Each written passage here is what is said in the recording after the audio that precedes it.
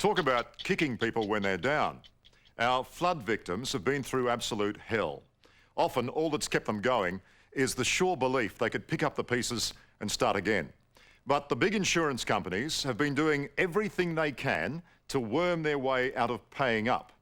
It's in the fine print, and it all comes down to the F word. F for flooding, that is. Let's go. This is it. This is it, our home. What's left of it? Yes. Every day since January's heartbreaking floods in Ipswich, Jeff and Susan Woollett come back to clean up what was their family home for 30 years. I had to kick the door in to get it open, and I froze. Just at the side. It's I devastating. couldn't believe it. They took video that day to support their insurance claim, but were astonished to find out a few days later that the policy they thought covered their home will pay them nothing. Their only major asset was suddenly worthless, and now they're fighting the decision. No one can tell you how long it's going to take, what's going to happen. This is what the insurance companies don't know. They expect everybody else in Queensland to live like this and put up with this because they're looking at their bottom line. Jeff's a truck driver, Susan works in childcare, but they retired the month before the floods and bought a caravan for a long holiday, never dreaming it would end up as the only roof over their heads. Jeff didn't realise how fragile and depressed his wife was until a public meeting in Ipswich last week. I'm one of those people, I'm not ashamed to admit it, that While she was talking, you could hear a pin drop. And during the course of that talk, she said, I was at my counsellor's yesterday, and the counsellor asked me, do you have feelings that you'd like to commit suicide? For the first time, honestly, there with my husband, I said yes. and then I knew how bad this was getting. And you were shocked. Yep. Until somebody does that to you, or says that about themselves, you got no idea what it does to you.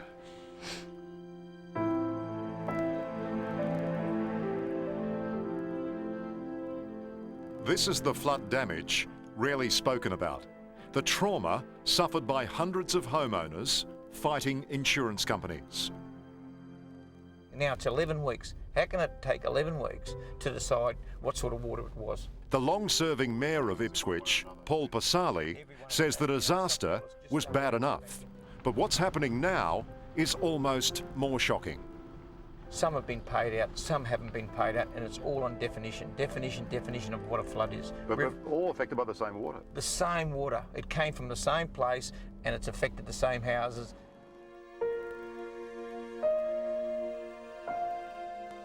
In insurance language, a flood depends on where the water comes from. If it comes down the street or overflows from your gutters or up from the storm drain and floods your house, then it's storm damage. Most insurers will cover that. Then there's flash flooding. If the water overflows from a creek or a river within a short space of time, usually within 24 hours, that's flash flooding, and some policies will cover that. But if the water's released from a dam, such as the Wivenhoe, and comes into a river like this and inundates the city, but it takes a few days to get there, then that's flood. And most insurers say, no way. Brian and Marion, Glenn. The mayor took us to family after family who thought their homes were covered. Goodness gracious. Brian Lawrence has a policy with Amy. I thought we were covered for building damage. In the event of a flood? In the event of a catastrophe.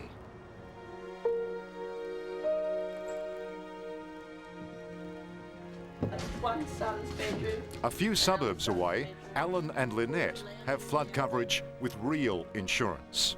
Now they've seen the fine print, which reads to a maximum of $15,000.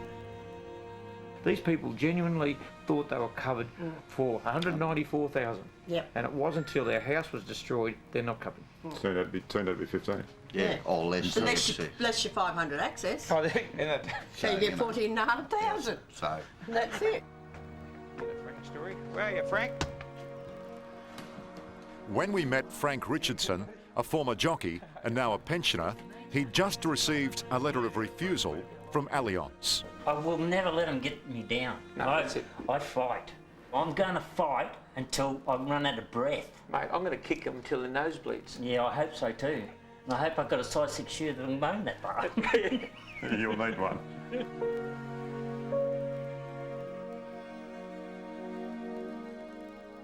There are ruined homes like this all over southeast Queensland.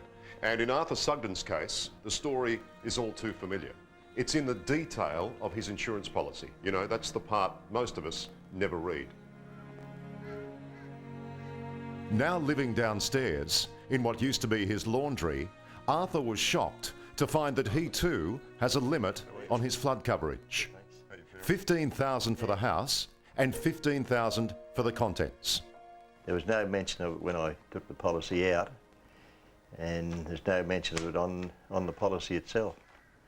Are you kicking yourself for not reading that fine print? Well, I mean, who reads a book?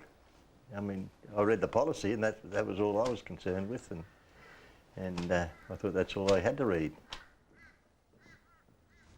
Is the insurance industry in Australia profitable at the moment? yes, it is profitable. In which case, why are they being such hard-nosed bastards?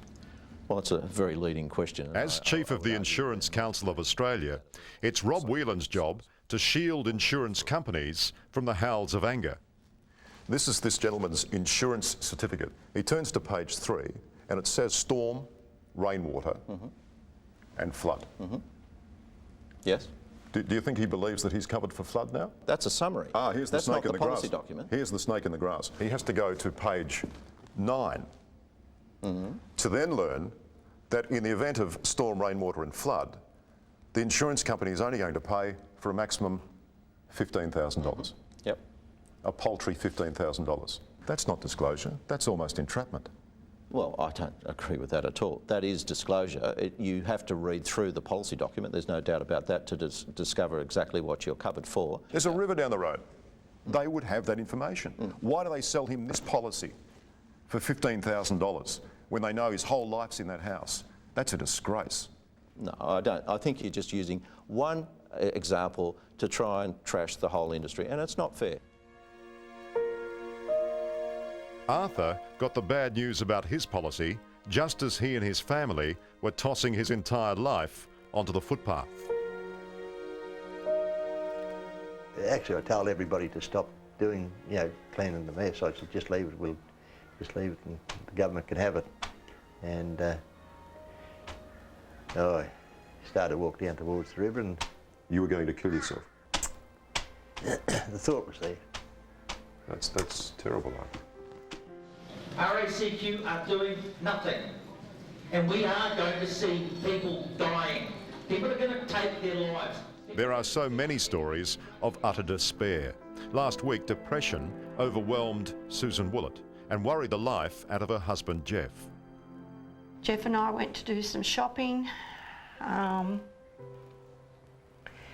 We had disagreement over something so minor. A mobile phone. I just walked out the shopping centre, walked into town.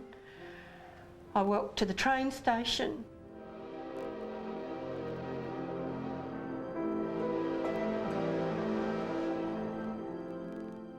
What were you going to do? I don't know. I just don't know.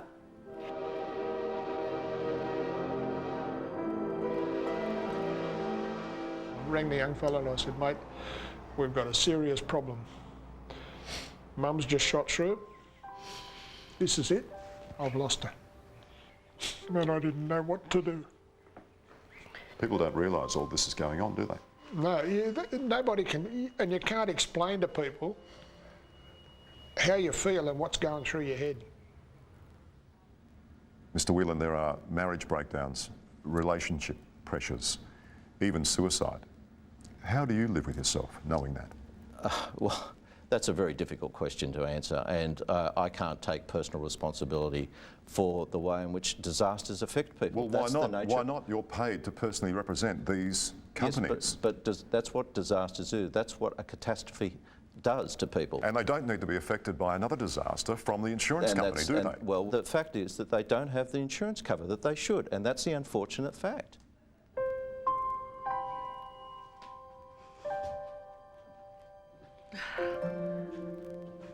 Amidst all the sadness here, there's one very fired up Queenslander who might make the insurance bosses come to their senses. He lost not one, but two members of his family, and just cannot believe that Australians running insurance businesses could be so mean-spirited in the wake of such a calamity. Mate, that's it. It was a natural disaster. It'd be no different to the New Zealand earthquake. You haven't got any control over it.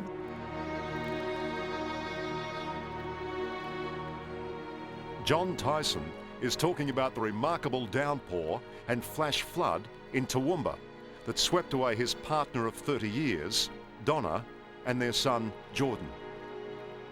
I mean, we were only any normal family going about our business here that day. I mean, we just sat at this table here and, and mate had a meal together, and, I mean, 1 hour later, mate, my whole life as I know it was changed forever. Donna and their two sons were driving to the bank when a wall of water hit the family car. The second it started, I thought, me, Donna, like, I'm thinking, driving in the rain, she can't drive normal. That's what I was thinking, I can drive on this, I hope she pulls up somewhere, But it wasn't to be.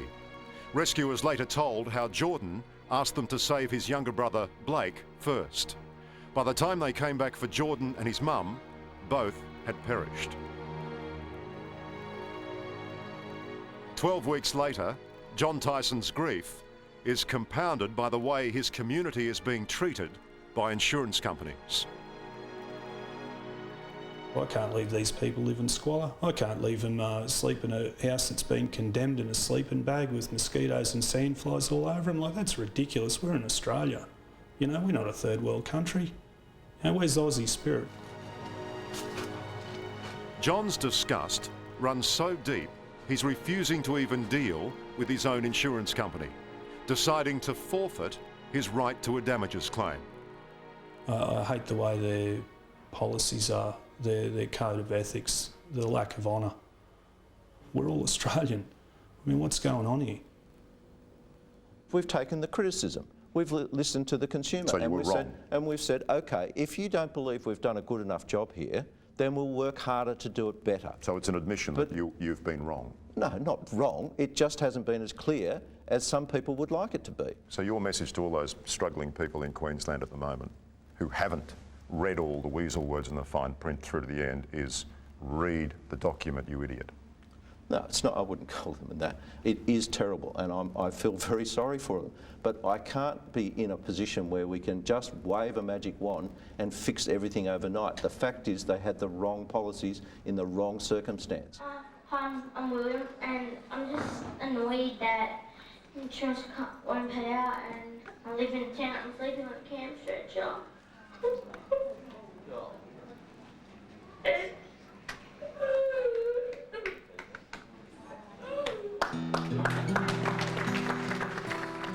William Tarrant's tears aren't surprising when you see how this 10-year-old is living and how he goes to bed at night. I noticed you had a little bit of trouble there. What were you trying to say? I was just trying to get out. It's not only adults that are annoyed, it's kids are bored as well. We're bored, we're annoyed. We just want to get back to our houses.